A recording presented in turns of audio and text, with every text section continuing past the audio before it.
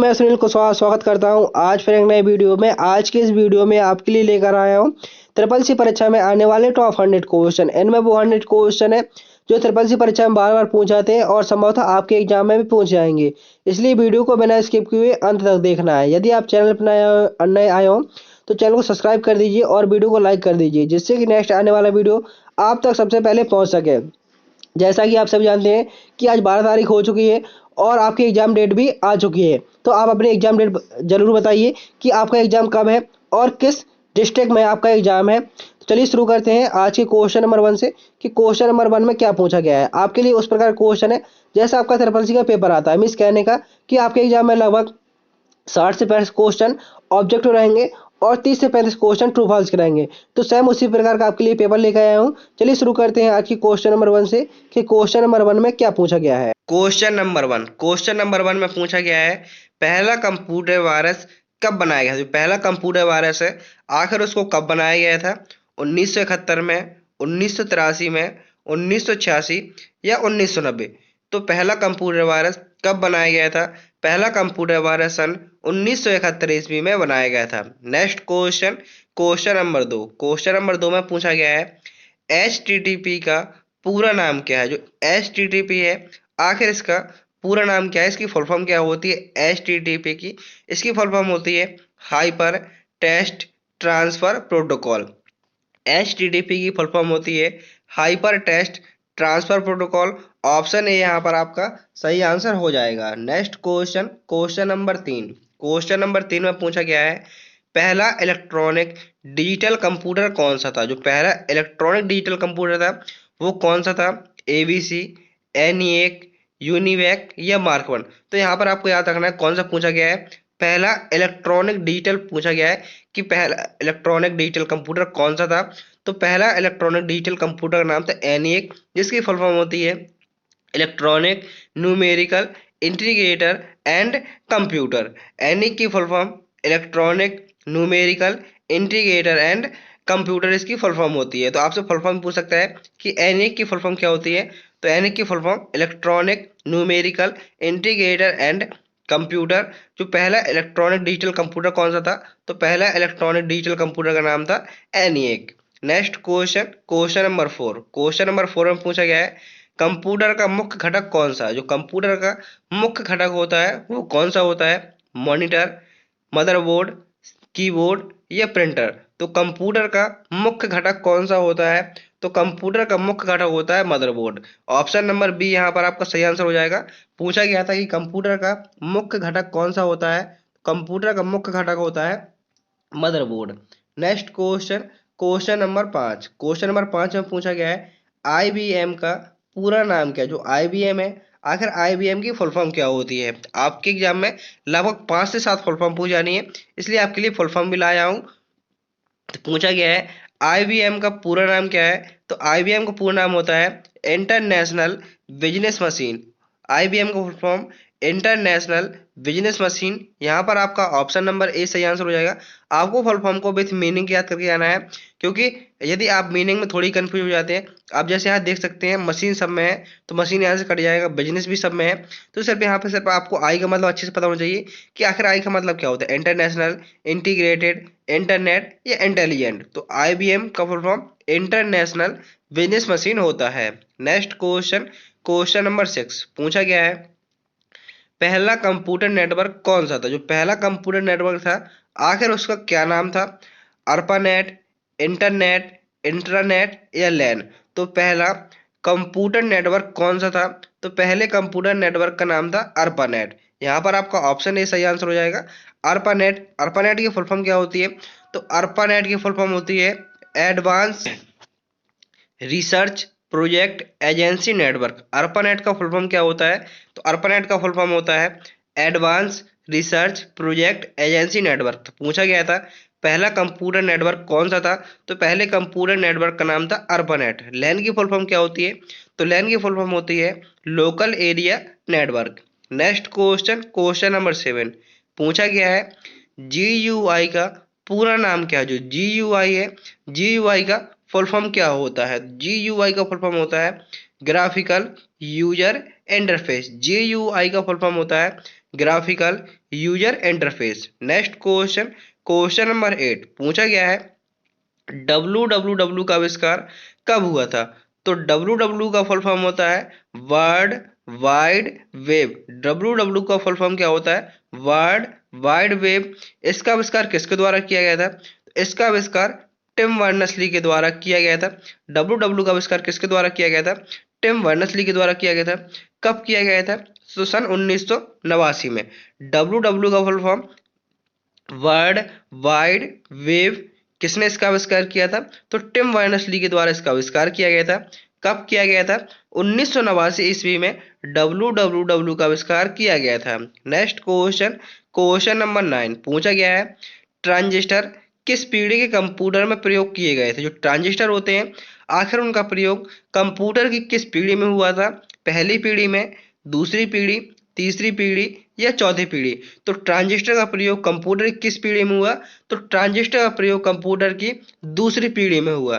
Computer में total कितनी पीढ़ियां हुई हैं? तो कंप्यूटर में टोटल 5 पीढ़ियां हुई हैं।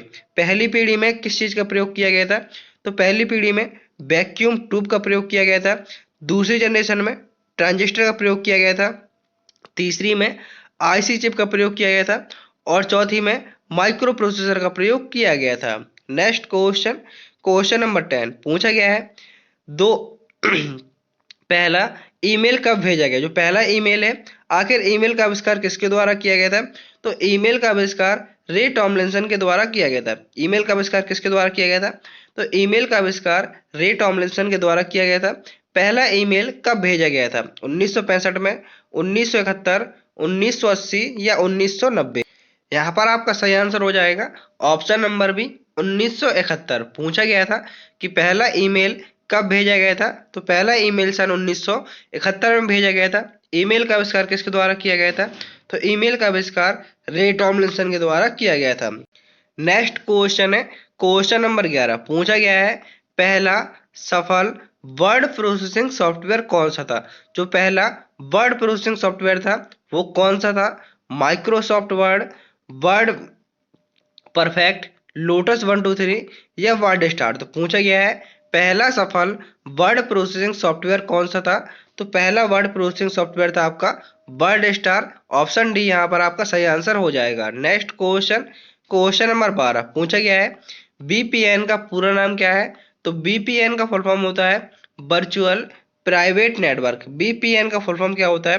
तो बीपीएन का फुल फॉर्म होता है virtual private network. Next question, question number 13 BIOS का प्रयोग किसके लिए किया जाता है? जो BIOS होता है आखिर इसका प्रयोग किसके लिए किया जाता है?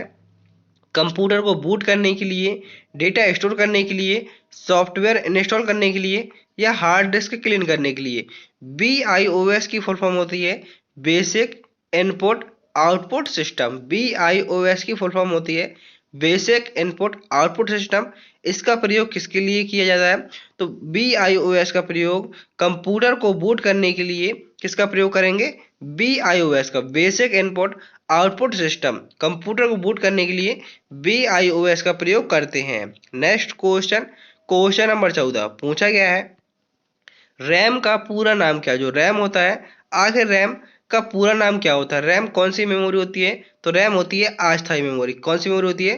अस्थायी मेमोरी। मीन्स कहने का मतलब लाइट जाने के बाद ये अपना डेटा खो देता है। जैसे आप MS वर्ड में कोई काम कर रहे हैं और आपने उस काम को सेव नहीं किया है और अचानक लाइट चली जाती है, तो जो भी आप कंप्यूटर में काम करते हैं वो सभी काम आपका रैम में जाकर स्टोर होता है। लेकिन जैसे ही आप उसको सेव नहीं करते हैं और अचानक लाइट चली जाती है तो आपका पूरा डेटा हट जाता है, तो वो रैम में ही सेव होता है। रैम का यहाँ पर फुल फॉर्म पूछा गया है कि रैम का फुल फॉर्म क्या होता है? तो रैम का फुल फॉर्म होता है रैंडम एक्सेस मेमोरी। रैम का फुल फॉर्म क्या होता है? रैम का फुल फॉर्म होता है रैंडम एक्सेस मेमोरी। आपसे क्वेश्चन में पूछा जाता है कि अस्थायी मेमोरी कौन सी है? तो अस्थायी मेमोरी कौन सी होती है? RAM. Next question, question number 15 पूछा गया है कंपाइलर क्या करता है? जो कंपाइलर होता है आखिर इसका क्या काम होता है? ऑप्शन ए प्रोग्राम को रन करना, option B high level language को मशीन लेवल लैंग्वेज में परिवर्तित करना, डेटा को सेव करता है, इंटरनेट कनेक्टिविटी प्रदान करता है। जो कंपाइलर होता है, कंपाइलर क्या करता है? तो कंपाइलर काम होता है कि हाई लेवल लैंग्वेज को मशीन लेवल लैंग्वेज में ट्रांसलेट करना, मीन्स परिवर्तित करना। ये क्या होता है? कंपाइलर एक प्रकार का ट्रांसलेटर होता है। ऐसे इंटरप्रेटर, कंपाइलर और असेंबलर ये क्या होते हैं? ये ट्रांसलेटर होते हैं जो हाई लेवल लैंग्वेज को मशीन लेवल लैंग्वेज में कन्वर्ट करते हैं। तो पूछा गया था कंपाइलर क्या करता है? तो कंपाइलर का काम होता है कि हाई लेवल लैंग्वेज को मशीन लेवल लैंग्वेज में उसको कन्वर्ट करना, परिवर्तित करना, ये कंपाइलर का कार्य होता है। जैसे आप हिंदी इंग्लिश लिखते हैं तो उसको कंप्यूटर समझ में नहीं आता है, तो उसको किसमें? मशीन लैंग्वेज में उसको कन्वर्ट करता है।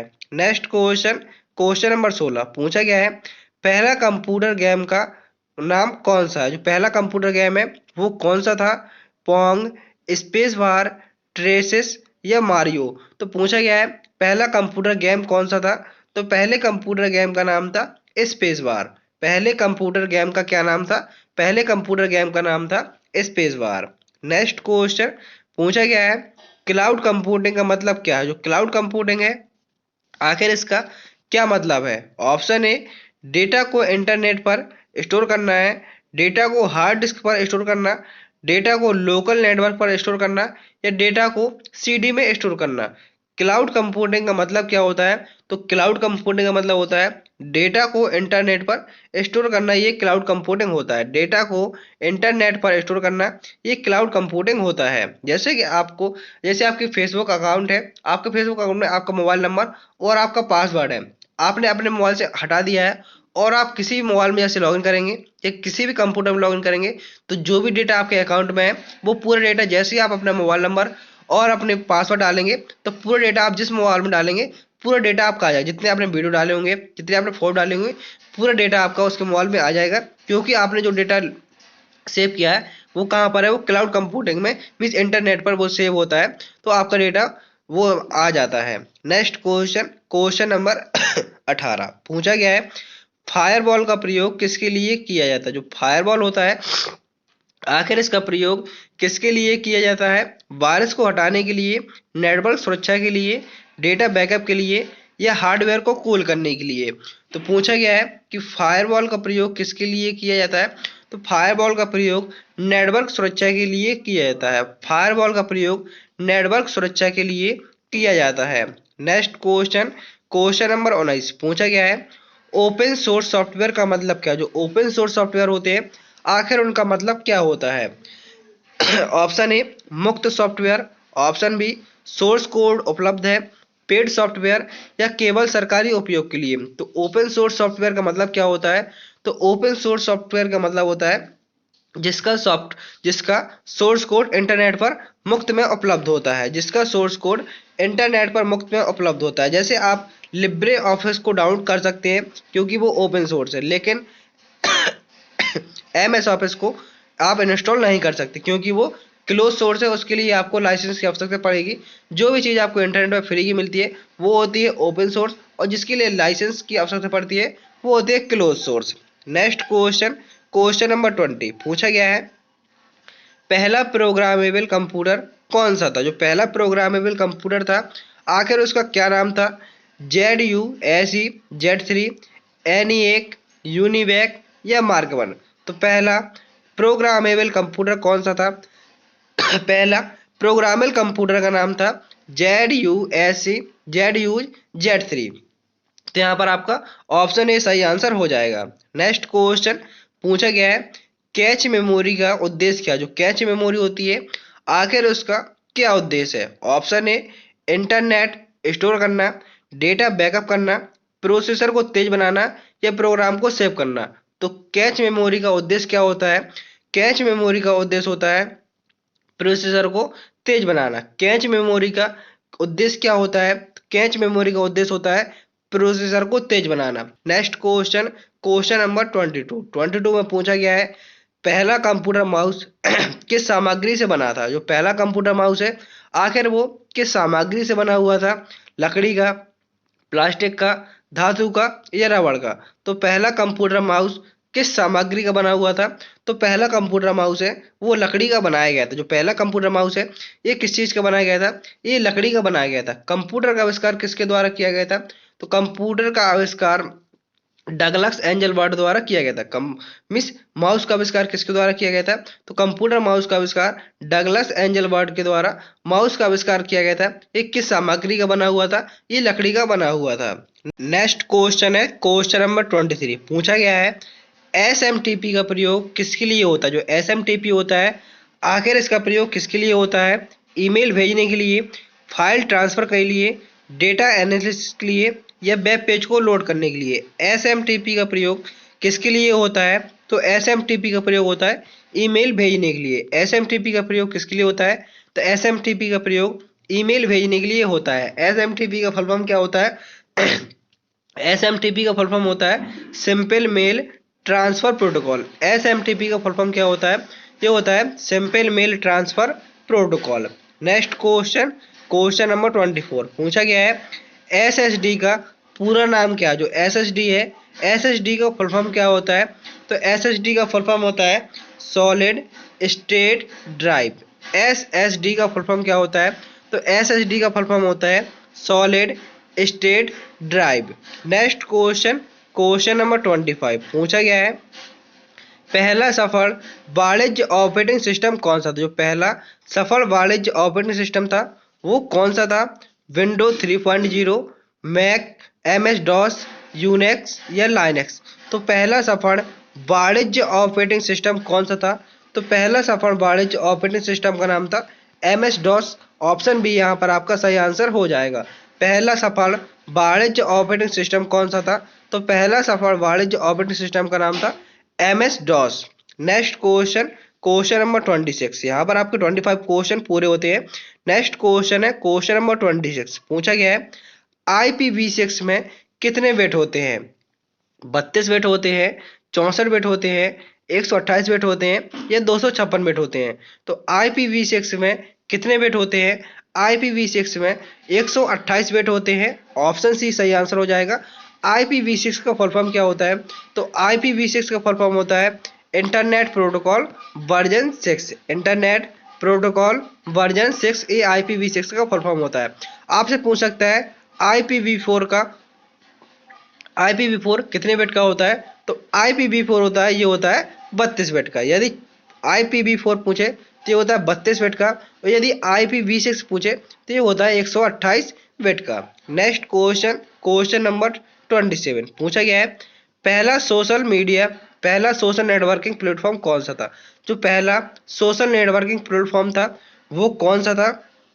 फेसबुक, माई स्पेस, फ्रेंड स्टार या 6 डिग्री। तो पूछा गया है पहला सोशल नेटवर्किंग प्लेटफॉर्म कौन सा था?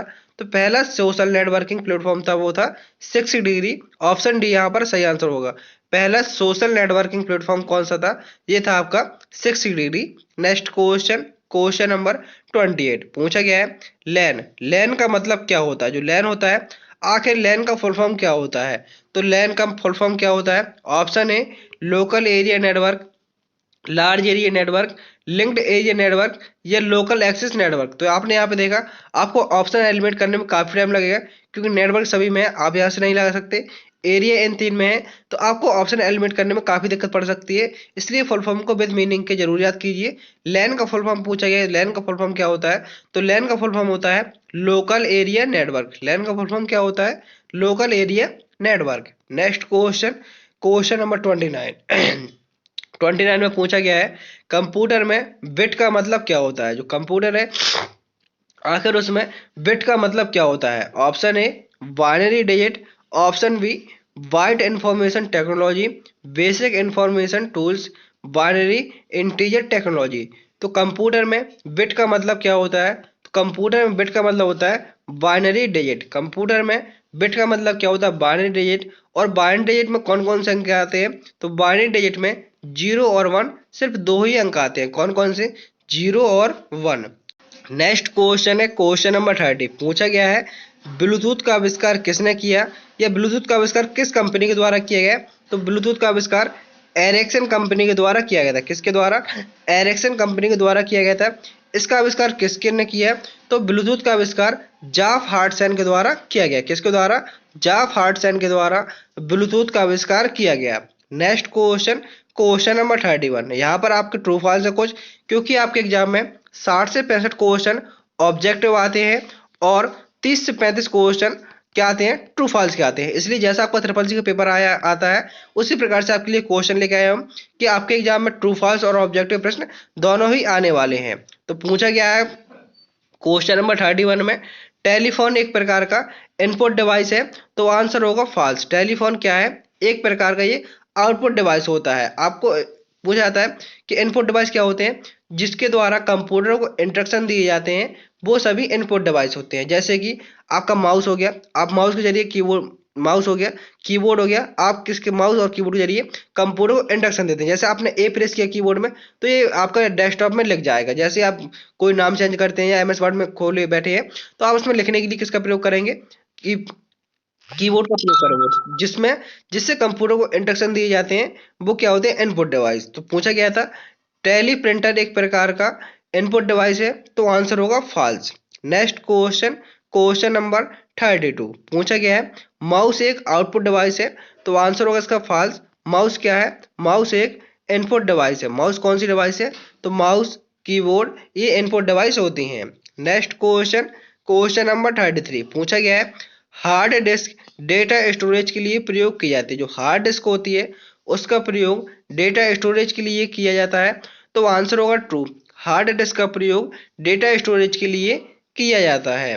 नेक्स्ट क्वेश्चन, क्वेश्चन नंबर 34 में पूछा गया है डिजिटल कंप्यूटर केवल डिजिटल सिग्नल पर काम करता है। जो डिजिटल कंप्यूटर है, ये केवल डिजिटल सिग्नल पर काम करता है, तो आंसर होगा यहाँ पर true. Next question, question number 35। पूछा गया है रैम, रैम अस्थायी मेमोरी होती है, तो मैंने पहले ही बताया रैम कौन सी मेमोरी होती है, रैम होती है अस्थायी मेमोरी। रैम का फुल फॉर्म क्या होता है, तो रैम का फुल फॉर्म होता है रैंडम एक्सेस मेमोरी। रैम का फुल फॉर्म क्या होता है, तो रैम का फुल फॉर्म होता है random access memory.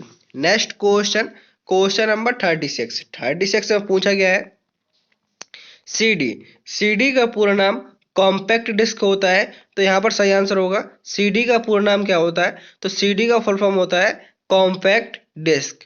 Next question, पूछा गया है ऑपरेटिंग सिस्टम हार्डवेयर और सॉफ्टवेयर के बीच इंटरफेस का कार्य करता है। जो ऑपरेटिंग सिस्टम होता है, ये सॉफ्टवेयर और हार्डवेयर के बीच इंटरफेस का कार्य करता है, तो आंसर होगा यहाँ पर ट्रू। जैसे कि आपकी विंडो, आपके सामने मॉनिटर रखा हुआ, उसमें विंडो है और आप कोई काम कर रहे हैं, जैसे हम हो गए हार्डवेयर और ये कंप्यूटर के अंदर ये हो गया सॉफ्टवेयर, तो ये क्या है, जो ऑपरेटिंग सिस्टम होता है, ये हार्डवेयर और सॉफ्टवेयर के बीच इंटरफेस का कार्य करता है, तो आंसर होगा यहाँ पर true. Next question 38। MS Excel का प्रयोग ग्राफ बनाने के लिए नहीं किया जा सकता।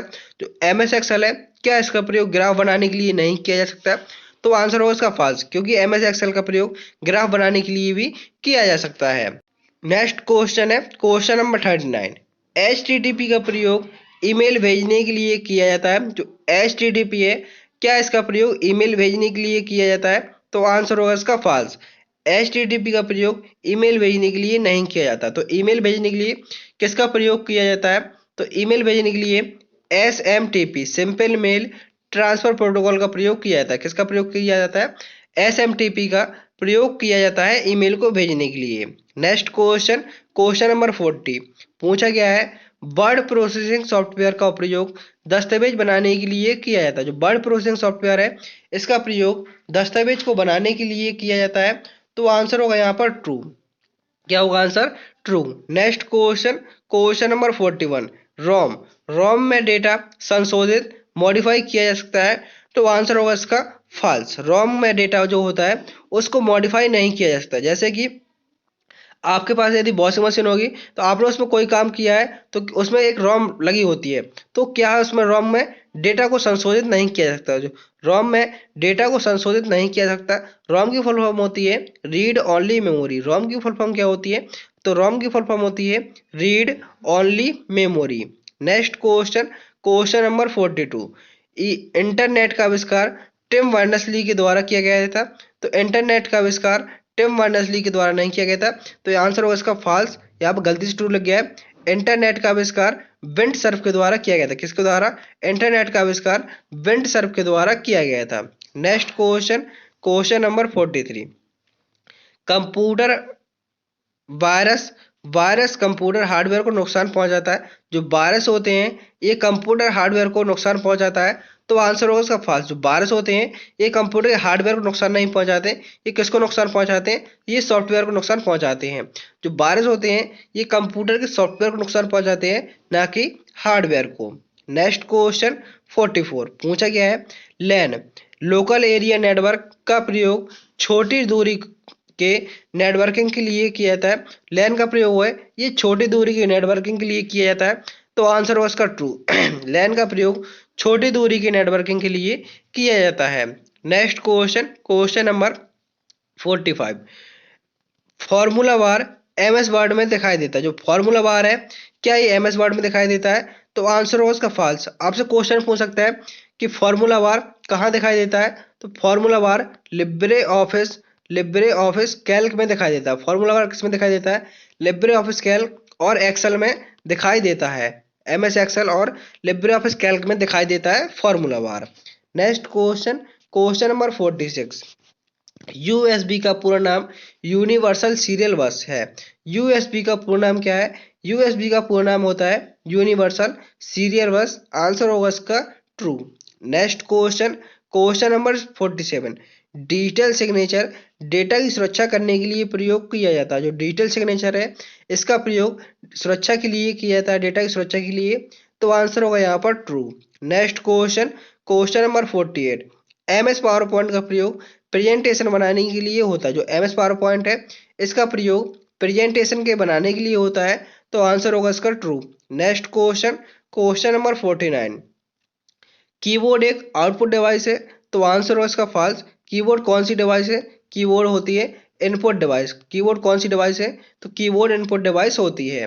नेक्स्ट क्वेश्चन नंबर 50 पूछा गया है आईपी एड्रेस इंटरनेट पर किसी डिवाइस की पहचान करता है। जो आईपी एड्रेस होता है ये इंटरनेट पर किसी भी डिवाइस की पहचान करता है, तो आंसर होगा यहाँ पर आपका ट्रू। तो यहाँ पर आपके 50 क्वेश्चन पूरे होते हैं। उम्मीद करता हूँ कि आपने वीडियो को लाइक कर दिया होगा और चैनल को सब्सक्राइब भी कर दिया होगा। यदि चैनल को सब्सक्राइब नहीं किया है तो चैनल को सब्सक्राइब कर दीजिए और वीडियो को लाइक कर दीजिए।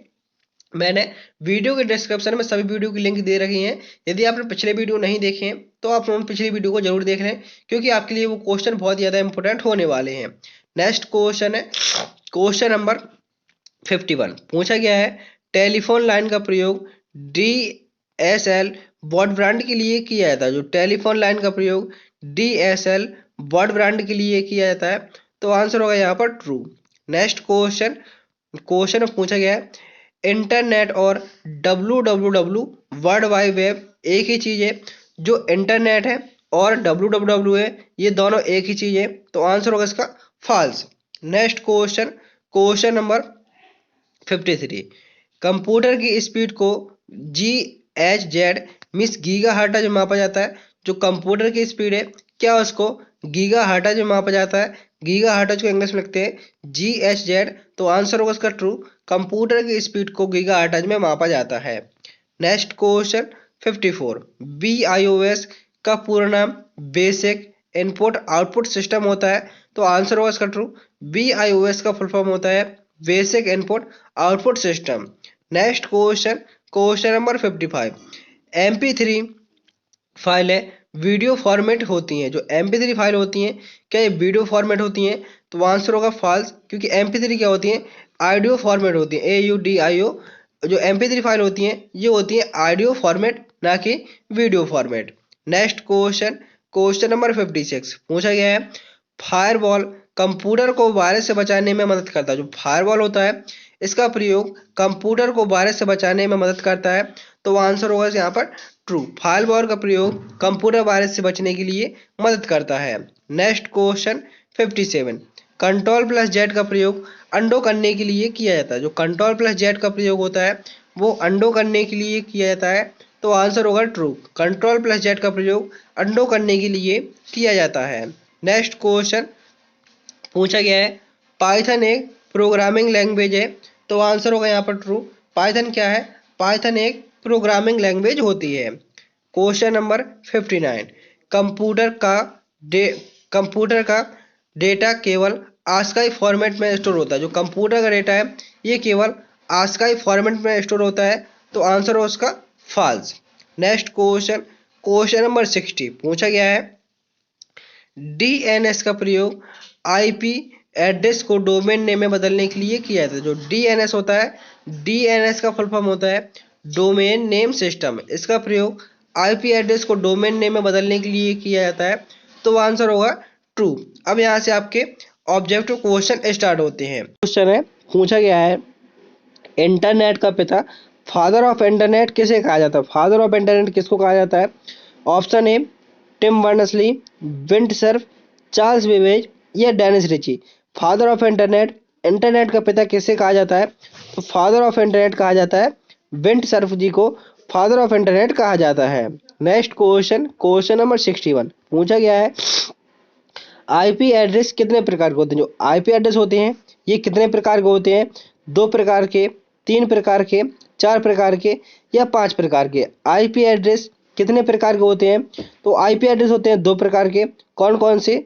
IPv6 और IPv4। आईपी एड्रेस कितने प्रकार के होते हैं? तो आईपी एड्रेस 2 प्रकार के होते हैं, IPv4 एंड IPv6 ये 2 प्रकार के होते हैं। नेक्स्ट क्वेश्चन, क्वेश्चन नंबर 62 पूछा गया है डीएनएस, डीएनएस का फुल फॉर्म होता है डोमेन नेम सिस्टम का प्रयोग किसके लिए किया जाता है? जो डीएनएस है, डीएनएस का प्रयोग किसके लिए होता है? ऑप्शन ए वेबसाइट को होस्ट करने के लिए, डोमेन नेम को आईपी एड्रेस में बदलने के लिए, नेटवर्क सुरक्षा के लिए या डेटा स्टोरेज के लिए। तो पूछा गया है डीएनएस का प्रयोग किसके लिए होता है? तो डीएनएस का प्रयोग होता है डोमेन नेम को आईपी एड्रेस में बदलने के लिए। डोमेन नेम डीएनएस का प्रयोग किया जाता है। डीएनएस की फुल फॉर्म होती है domain name system. Next question, question number 63 पूछा गया है वर्ल्ड वाइड वेब का आविष्कार किसने किया? जो www है, www का फुल फॉर्म क्या होता है? तो www का फुल फॉर्म होता है वर्ल्ड वाइड वेब। आखिर इसका आविष्कार किसने किया? तो www का आविष्कार किसके द्वारा किया गया था? तो www का आविष्कार टिम बर्नर्स-ली के द्वारा किया गया था। कब किया गया था? तो सन 1989 में। Next question, question number 64 wifi का पूरा नाम क्या है? वाईफाई का पूर्ण नाम क्या होता है? Option A wireless fidelity, option B wide frequency, wireless frequency या वायर्ड फिडेलिटी। तो पूछा गया है वाईफाई का पूरा नाम क्या है? तो वाईफाई का पूरा नाम होता है वायरलेस फिडेलिटी। आपको इसके लिए वायर की आवश्यकता नहीं पड़ती। आपका इंटरनेट खत्म हो जाता है, आप दूसरे व्यक्ति से कहते हैं हॉटस्पॉट खोल दीजिए जिससे कि वो वाईफाई कनेक्ट करके अपने मोबाइल में इंटरनेट चला सकें। तो वाईफाई का फुल फॉर्म क्या होता है? वाईफाई का फुल फॉर्म होता है wireless Fidelity. Next question, question number 65 पूछा गया है HTTPS में एस का क्या अर्थ होता है? HTTPS होता है, आखिर उसमें एस का अर्थ क्या होता है? सेफ, सिक्योर, स्क्रिप्ट या स्पीड। HTTPS का फुल फॉर्म होता है hyper text transfer protocol secure. HTTPS का फुल फॉर्म होता है hyper text transfer protocol secure. तो एस का क्या मतलब हो जाएगा? एस का मतलब हो जाएगा सिक्योर। HTTPS में एस का क्या अर्थ होता है? तो एस का अर्थ होता है secure. Next question, question number 65 पूछा गया है निम्नलिखित में से कौन सा प्रोटोकॉल ईमेल भेजने के लिए प्रयोग किया जाता है? ईमेल भेजने के लिए कौन से प्रोटोकॉल का प्रयोग किया जाता है? HTTP hyper text transfer protocol, SMTP simple mail transfer protocol, FTP file transfer protocol. तो ईमेल भेजने के लिए किसका प्रयोग किया जाता है? तो ईमेल को भेजने के लिए SMTP simple mail transfer protocol का प्रयोग किया जाता है। Next question, question number 67 LibreOffice Writer में टेक्स्ट को अपर केस में बदलने के लिए कौन सी शॉर्टकट कुंजी का प्रयोग किया जाता है? आप लिब्रे ऑफिस राइटर में टेक्स्ट को अपर केस मतलब सभी वर्डों को, सभी लेटर को कैपिटल में लिखना चाहते हैं, तो उसके लिए कौन सी शॉर्टकट कुंजी का प्रयोग करेंगे? Shift plus F3, control plus F3, alt plus F3 या control plus shift plus F3। तो पूछा गया है कि लिब्रे ऑफिस राइटर में अपर केस बदलने के लिए कौन सी शॉर्टकट कुंजी का प्रयोग किया जाता है? तो यहाँ पर आपका ऑप्शन नंबर ए सही आंसर हो जाएगा, शिफ्ट प्लस F3। किसका प्रयोग करेंगे? शिफ्ट प्लस F3 का प्रयोग करेंगे। नेक्स्ट क्वेश्चन, क्वेश्चन नंबर 68 में पूछा गया है नेटवर्क की सबसे छोटी इकाई क्या होती है? जो नेटवर्क होता है, नेटवर्क की सबसे छोटी इकाई को क्या कहा जाता है? Option A node, option B switch, option C hub या option number D router. Network की सबसे छोटी इकाई को क्या कहा जाता है? तो नेटवर्क की सबसे छोटी इकाई को नोड कहा जाता है। ऑप्शन ए सही आंसर हो जाएगा। नेटवर्क की सबसे छोटी इकाई को नोड कहा जाता है। नेक्स्ट क्वेश्चन, क्वेश्चन नंबर 69 पूछा गया है लैन का पूर्ण रूप क्या है? तो लैन का फुल फॉर्म होता है, लैन का फुल फॉर्म होता है लोकल एरिया नेटवर्क। लैन का फुल फॉर्म क्या होगा? लैन का फुल फॉर्म होता है local area network. Next question पूछा गया है IPv4 में आईपी एड्रेस कितने बिट का होता है? जो IPv4 है, IPv4 में आईपी एड्रेस कितने बिट का होता है? 64 बिट का, 16 बिट का, 32 बिट का या 128 बिट का। तो IPv4 में एक आईपी एड्रेस कितने बिट का होता है? तो ये होता है आपका 32 बिट का। ऑप्शन सी सही आंसर हो जाएगा। नेक्स्ट क्वेश्चन, क्वेश्चन नंबर 71 में पूछा गया है कौन सा डिवाइस नेटवर्क में डेटा को फॉरवर्ड करता है? तो कौन सा डिवाइस होता है जो नेटवर्क में डेटा को फॉरवर्ड करता है, फिर उसको आगे की ओर भेजता है? ऑप्शन ए राउटर, स्विच, हब या सभी। तो नेटवर्क में डेटा को फॉरवर्ड कौन करता है? तो नेटवर्क में डेटा को फॉरवर्ड करता है ये सभी। ऑप्शन नंबर डी सही आंसर हो जाएगा। राउटर, स्विच, हब ये सभी नेटवर्क में डेटा को फॉरवर्ड करने का काम करते हैं। नेक्स्ट क्वेश्चन 72, ईमेल प्राप्त करने के लिए कौन से प्रोटोकॉल प्रयोग होता है? जैसे ईमेल भेजने के लिए किसका प्रयोग करते हैं? तो भेजने के लिए SMTP का प्रयोग करते हैं। लेकिन यहाँ पर पूछा गया है प्राप्त करने के लिए किसका प्रयोग करते हैं? SMTP, POP, FTP या HTTP। तो ईमेल को प्राप्त करने के लिए किसका प्रयोग करते हैं? POP3। किसका प्रयोग करते हैं? POP3 का प्रयोग करते हैं। नेक्स्ट क्वेश्चन 74, ब्लूटूथ तकनीक का प्रयोग किसके लिए किया जाता है? जो ब्लूटूथ तकनीक है आखिर इसका प्रयोग किसके लिए किया जाता है? वायर्ड कनेक्शन के लिए, डिवाइस को वायरलेस तरीके से जोड़ने के लिए, डेटा स्टोरेज के लिए या पावर सप्लाई के लिए। तो ब्लूटूथ तकनीक का प्रयोग किसके लिए किया जाता है? तो ब्लूटूथ तकनीक का प्रयोग डिवाइस को वायरलेस तरीके से जोड़ने के लिए ब्लूटूथ तकनीक का प्रयोग किया जाता है। नेक्स्ट क्वेश्चन, क्वेश्चन नंबर 74 पूछा गया है वैन का पूर्ण रूप क्या है? जो वैन है, वैन का फुल फॉर्म क्या होता है? Option A wireless area network, option B wide area network, option number C है wide area network, option C है वेब एरिया नेटवर्क। तो वैन का पूरा नाम क्या होता है? तो वैन का फुल फॉर्म होता है वाइड एरिया नेटवर्क। वैन का फुल फॉर्म क्या होता है? तो वैन का फुल फॉर्म होता है wide area network. Next question, question number 75, network में डेटा को सुरक्षित करने के लिए कौन सा उपाय उपयुक्त होता है? नेटवर्क में डेटा को सुरक्षित करने के लिए किसका प्रयोग किया जाता है? या कौन सा उपाय उपयुक्त होता है? फायरवॉल, एंटीवायरस, पासवर्ड या सभी। तो यहाँ पर ऑप्शन नंबर डी सही आंसर हो जाएगा। डेटा को सुरक्षित करने के लिए इन सभी का प्रयोग किया जाता है।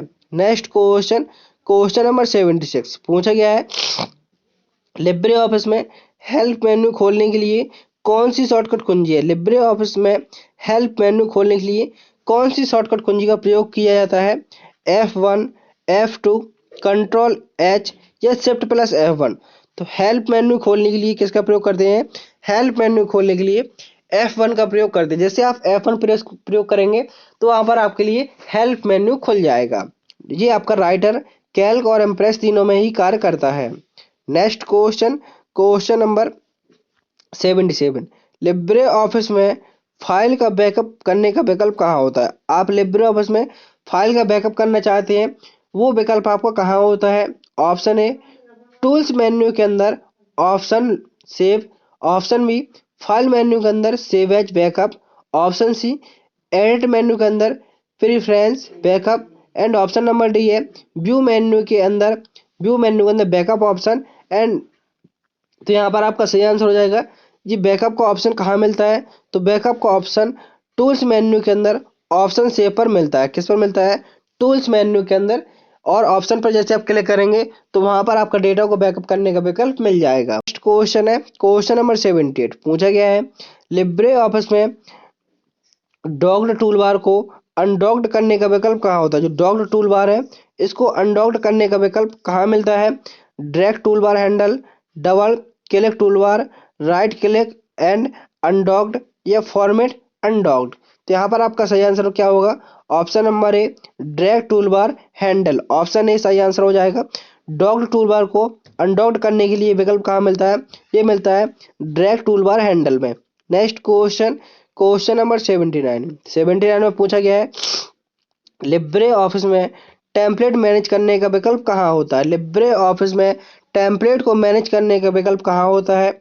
ऑप्शन ए फाइल मेन्यू के अंदर टेम्पलेट, टेम्पलेट के अंदर manage template. Option B tools template, view template या इंसर्ट टेम्पलेट। लिब्रे ऑफिस में टेम्पलेट को मैनेज करने का विकल्प कहाँ मिलता है? तो लिब्रे ऑफिस में टेम्पलेट को मैनेज करने का विकल्प फाइल मेन्यू के अंदर मिलता है। मैनेज टेम्पलेट की शॉर्टकट की क्या होती है? तो मैनेज टेम्पलेट की शॉर्टकट की होती है control plus shift plus N. Manage template की शॉर्टकट की क्या होती है? तो मैनेज टेम्पलेट की शॉर्टकट की होती है control plus shift plus N. Next question, question number 80 में पूछा गया है लिब्रे ऑफिस में एक ही डॉक्यूमेंट को कई फॉर्मेट में सेव करने के लिए किसका प्रयोग करते हैं? लिब्रे ऑफिस में एक ही डॉक्यूमेंट को कई फॉर्मेट में सेव करने के लिए किसका प्रयोग करते हैं? Option A file save as, tools export, file export as या फॉर्मेट सेव एज। तो लिब्रे ऑफिस में एक ही डॉक्यूमेंट को कई फॉर्मेट में सेव करने के लिए किसका प्रयोग करते हैं? तो फाइल मेन्यू के अंदर एक्सपोर्ट पर आप क्लिक कर सकते हैं। फाइल मेन्यू के अंदर एक्सपोर्ट एज पर क्लिक कर सकते हैं। नेक्स्ट क्वेश्चन, क्वेश्चन नंबर 81 पूछा गया है लिब्रे ऑफिस में डिफ़ॉल्ट फॉन्ट बदलने का विकल्प कहाँ होता है? लिब्रे ऑफिस में डिफ़ॉल्ट फॉन्ट बदलने का विकल्प कहाँ है? टूल्स मेन्यू के अंदर ऑप्शन, फॉर्मेट मेन्यू के अंदर डिफ़ॉल्ट फॉन्ट, टूल्स मेन्यू के अंदर option Libre office writer basic font या व्यू डिफ़ॉल्ट फॉन्ट। तो लिब्रे ऑफिस में फॉन्ट डिफ़ॉल्ट फॉन्ट बदलने का विकल्प कहाँ मिलता है? तो ये विकल्प मिलता है आपका ऑप्शन सी सही आंसर हो जाएगा। टूल्स मेन्यू के अंदर ऑप्शन, ऑप्शन के अंदर लिब्रे ऑफिस राइटर और इसके अंदर बेसिक फॉन्ट से आप डिफ़ॉल्ट फॉन्ट बदल सकते हैं। क्वेश्चन है क्वेश्चन नंबर 82 लिब्रे ऑफिस में XML फाइल को एडिट करने के लिए कौन सी टूल का प्रयोग किया जाता है? राइटर का, कैल्क का, बेस का या ड्रा का। तो पूछा गया है लिब्रे ऑफिस में XML फाइल को ऐड करने के लिए कौन सी टूल का प्रयोग किया जाता है? तो यहाँ पर आपका सही आंसर हो जाएगा option number a writer. XML file को ऐड करने के लिए कौन सी टूल का प्रयोग किया जाता है?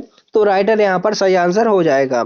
नेक्स्ट क्वेश्चन, क्वेश्चन नंबर 83 में पूछा गया है लिब्रे ऑफिस का कौन सा टूल डेटाबेस प्रबंधन के लिए प्रयोग किया जाता है? डेटाबेस प्रबंधन के लिए कौन सी टूल का प्रयोग किया जाता है?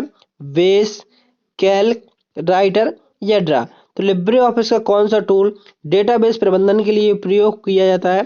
तो यहाँ पर आपका सही आंसर हो जाएगा option number A base. Database प्रबंधन के लिए किसका प्रयोग करेंगे? लिब्रे ऑफिस बेस का प्रयोग करेंगे। Next question, question number 84 Libre office में फाइंड करने की शॉर्टकट कुंजी क्या होती है? मीन्स फाइंड की शॉर्टकट की क्या होती है लिब्रे ऑफिस में? Control F, control H, alt F या शिफ्ट प्लस एफ। तो लिब्रे ऑफिस में फाइंड करने की शॉर्टकट की होती है control plus F. Next question, question number 85 Libre office का कौन सा file format open document format नहीं है? लिब्रे ऑफिस का कौन सा file format open document format नहीं है? ऑप्शन है ODT dot DOCX dot ODS dot ODP। तो यहाँ पर आपका सही आंसर हो जाएगा ऑप्शन नंबर बी सही आंसर हो जाएगा डॉट DOCX। ये किसका है? ये होता है MS वर्ड का। MS वर्ड का ये लिब्रे ऑफिस राइटर का एक्सटेंशन क्या होता है? तो लिब्रे ऑफिस राइटर का होता है, लिब्रे ऑफिस राइटर का होता है ODT, स्प्रेडशीट का होता है लिब्रे ऑफिस कैल्क का होता है, लिब्रे ऑफिस कैल्क का होता है ODS और लिब्रे ऑफिस इम्प्रेस का होता है, लिब्रे ऑफिस इम्प्रेस का होता है डॉट ODP। आपसे डायरेक्ट क्वेश्चन पूछ सकता है कि एक्सटेंशन नेम क्या होता है? राइटर का होता है डॉट ODT, कैल्क का होता है डॉट ODS और इम्प्रेस का होता है dot ODP। Next question, question number 86 86 में पूछा गया है लिब्रे ऑफिस राइटर में डिफॉल्ट रूप से कौन सा फॉर्मेट सेव होता है। लिब्रे ऑफिस राइटर में डिफॉल्ट रूप से कौन सा फॉर्मेट सेव होता है, तो कौन सा होता है .odt open document test. Next question 87 LibreOffice Writer में टेस्ट को अपर केस को लोअर केस में बदलने के लिए कौन सी शॉर्टकट कुंजी का प्रयोग किया जाता है, तो यहाँ पर आपका सही आंसर हो जाएगा option number A shift plus F3 का प्रयोग करेंगे। किसका प्रयोग करेंगे, शिफ्ट प्लस F3 के प्रयोग की मदद से आप अपर केस से लोअर केस कर सकते हैं। अपर केस मतलब सारे वर्ड कैपिटल और लोअर केस मतलब सारे वर्ड क्या हो जाएंगे, स्मॉल हो जाएंगे। नेक्स्ट क्वेश्चन नंबर 88 में पूछा गया है लिब्रे ऑफिस राइटर में डॉक्यूमेंट प्रॉपर्टी चेक करने का विकल्प कहाँ मिलता है। लिब्रे ऑफिस राइटर में डॉक्यूमेंट प्रॉपर्टीज को चेक करने का विकल्प कहाँ मिलता है। फाइल मेन्यू के अंदर, टूल्स मेन्यू के अंदर, एडिट मेन्यू के अंदर या व्यू मेन्यू के अंदर। तो डॉक्यूमेंट प्रॉपर्टीज को चेक करने का विकल्प कहाँ मिलता है, ये मिलता है आपका फाइल मेन्यू के अंदर properties. Next question number 89 Libre office Writer में मेल मर्ज का उद्देश्य क्या है। जो मेल मर्ज होता है आखिर इसका प्रयोग किस उद्देश्य के लिए किया जाता है। फाइल को मर्ज करने के लिए, ईमेल भेजने के लिए, एक ही पत्र कई रिसीवर को भेजने के लिए या डेटा एनालिसिस के लिए। तो मेल मर्ज का उद्देश्य क्या होता है, तो मेल मर्ज का उद्देश्य होता है एक ही पत्र को कई रिसीवर में भेजने के लिए मेल मर्ज का प्रयोग किया जाता है। क्वेश्चन नंबर 90 पूछा गया है लिब्रे ऑफिस राइटर में हेडिंग स्टाइल को बदलने का विकल्प कहाँ मिलता है। लिब्रे ऑफिस राइटर में हेडिंग स्टाइल को बदलने का विकल्प कहाँ मिलता है। Format, style and formatting, insert heading, tools style या व्यू फॉर्मेटिंग स्टाइल। तो पूछा गया है हेडिंग स्टाइल को बदलने का विकल्प कहाँ मिलता है, तो हेडिंग स्टाइल को बदलने का विकल्प ये मिलता है आपका फॉर्मेट मेन्यू के अंदर। किसके अंदर, फॉर्मेट मेन्यू के अंदर ये विकल्प आपको मिलता है। नेक्स्ट क्वेश्चन नंबर 91 पूछा गया है लिब्रे ऑफिस कैल्क में कंडीशनल फॉर्मेटिंग का विकल्प कहाँ मिलता है। लिब्रे ऑफिस कैल्क में कंडीशनल फॉर्मेटिंग का विकल्प कहाँ मिलता है। फॉर्मेट मेन्यू के अंदर, टूल्स मेन्यू, इंसर्ट मेन्यू या डेटा मेन्यू। तो लिब्रे ऑफिस कैल्क में कंडीशनल फॉर्मेटिंग का विकल्प कहाँ मिलता है, तो ये मिलता है आपका फॉर्मेट मेन्यू के अंदर। नेक्स्ट क्वेश्चन नंबर 92 में पूछा गया है लिब्रे ऑफिस कैल्क में सम फंक्शन का प्रयोग कैसे किया जाता है। जो सम फंक्शन होता है आखिर इसका प्रयोग कैसे किया जाता है। ऑप्शन ए बराबर सम, A1 से लेकर A10 तक रेंज दे देंगे, ऐड, टोटल या प्लस। तो सम फंक्शन का प्रयोग कैसे किया जाता है, तो सम फंक्शन का प्रयोग योग निकालने के लिए किया जाता है। सेलों के अंदर संख्याओं को योग निकालने के लिए किसका प्रयोग करते हैं, सम फंक्शन का। कोई भी एक कैल्क में फॉर्मूला लगाने से पहले किस चिन्ह का प्रयोग करेंगे, तो कैल्क में कोई भी फॉर्मूला लगाने से पहले बराबर चिन्ह का प्रयोग करेंगे। ऑप्शन ए यहाँ पर आपका सही आंसर हो जाएगा। सम फंक्शन का प्रयोग सबसे पहले बराबर चिन्ह लगाएंगे और उसके बाद फॉर्मूला लिखेंगे सम और कोष्टक के अंदर उसकी रेंज दे देंगे जिन सेलों का आप योग निकालना चाहते हैं। Next question number 93 Libre office Calc में कक्षों के बीच डेटा को शिफ्ट करने के लिए कौन सा विकल्प का प्रयोग किया जाता है। लिब्रे ऑफिस कैल्क में कक्षों के बीच डेटा को शिफ्ट करने के लिए किस विकल्प का प्रयोग किया जाता है, तो यहाँ पर आपका सही आंसर हो जाएगा option number C drag and drop का प्रयोग करेंगे। किसका प्रयोग करेंगे, ड्रैग एंड ड्रॉप का। जैसे आपने यहाँ पर 1 लिखा और 2 लिखा और आप दोनों को सिलेक्ट करेंगे और ये प्लस छोटा सा यहाँ पर चिन्ह बनेगा और आप जैसे इस चिन्ह को नीचे की ओर ड्रैग करेंगे तो ये गिनती ऑटोमेटिकली लिखती जाएंगी। नेक्स्ट क्वेश्चन नंबर 94 में पूछा गया है लिब्रे ऑफिस कैल्क में फॉर्मूला बार को दिखाने और छुपाने का विकल्प कहाँ होता है। आप फॉर्मूला बार को हाइड करना चाहते हैं और शो करना चाहते हैं तो वो विकल्प आपको कहाँ मिलेगा, व्यू मेन्यू के अंदर, टूल्स मेन्यू के अंदर, इंसर्ट मेन्यू के अंदर या फॉर्मेट मेन्यू के अंदर। तो यहाँ पर आपका सही आंसर हो जाएगा ऑप्शन नंबर ए, ये आपका ऑप्शन मिलेगा व्यू मेन्यू के अंदर। फॉर्मूला बार को शो और हाइड करने का विकल्प कहाँ मिलेगा, ये मिलेगा आपको व्यू मेन्यू के अंदर। नेक्स्ट क्वेश्चन 95 पूछा गया है लिब्रे ऑफिस कैल्क में मैक्स फंक्शन का प्रयोग किसके लिए होता है। जो लिब्रे ऑफिस कैल्क है इसमें मैक्स फंक्शन का प्रयोग किसके लिए होता है, न्यूनतम मान खोजने के लिए, औसत मान खोजने के लिए, अधिकतम मान खोजने के लिए या डेटा को जोड़ने के लिए। तो लिब्रे ऑफिस कैल्क में मैक्स फंक्शन का प्रयोग किसके लिए होता है? तो मैक्स फंक्शन का प्रयोग किया जाता है अधिकतम मान को खोजने के लिए। मैक्स फंक्शन का प्रयोग किया जाता है, ऑप्शन सी सही आंसर हो जाएगा। मैक्स फंक्शन का प्रयोग अधिकतम मान को खोजने के लिए किया जाता है। नेक्स्ट क्वेश्चन 96 पूछा गया है, लिब्रे ऑफिस इम्प्रेस में स्लाइड ट्रांजिशन जोड़ने का विकल्प कहाँ होता है? लिब्रे ऑफिस इम्प्रेस में स्लाइड ट्रांजिशन जोड़ने का विकल्प कहाँ होता है? Slide transition, view transition, insert transition या फॉर्मेट ट्रांजिशन। तो लिब्रे ऑफिस इम्प्रेस में स्लाइड ट्रांजिशन जोड़ने का विकल्प कहाँ होता है? जो ये होता है फॉर्मेट मेन्यू के अंदर। ऑप्शन नंबर डी सही आंसर हो जाएगा। नेक्स्ट क्वेश्चन, क्वेश्चन नंबर 97 पूछा गया है, लिब्रे ऑफिस इम्प्रेस में नई स्लाइड जोड़ने के लिए कौन सी शॉर्टकट कुंजी का प्रयोग करते हैं? तो लिब्रे ऑफिस इम्प्रेस में नई स्लाइड को जोड़ने के लिए Ctrl+M का प्रयोग करते हैं। किसका प्रयोग करते हैं? Ctrl+M का। यदि न्यू प्रेजेंटेशन चाहिए तो न्यू प्रेजेंटेशन के लिए Ctrl+N का प्रयोग करेंगे और सेव करने की शॉर्टकट की होती है Ctrl+S। Next question, question number 98 पूछा गया है, लिब्रे ऑफिस इम्प्रेस में एनिमेशन जोड़ने का विकल्प कहाँ मिलता है? लिब्रे ऑफिस इम्प्रेस में आप एनिमेशन को जोड़ना चाहते हैं तो विकल्प कहाँ मिलता है? ऑप्शन ए है स्लाइड मेन्यू के अंदर, option B format menu, option C tools menu या option number D insert menu. तो पूछा गया है एनिमेशन जोड़ने का विकल्प कहाँ मिलता है?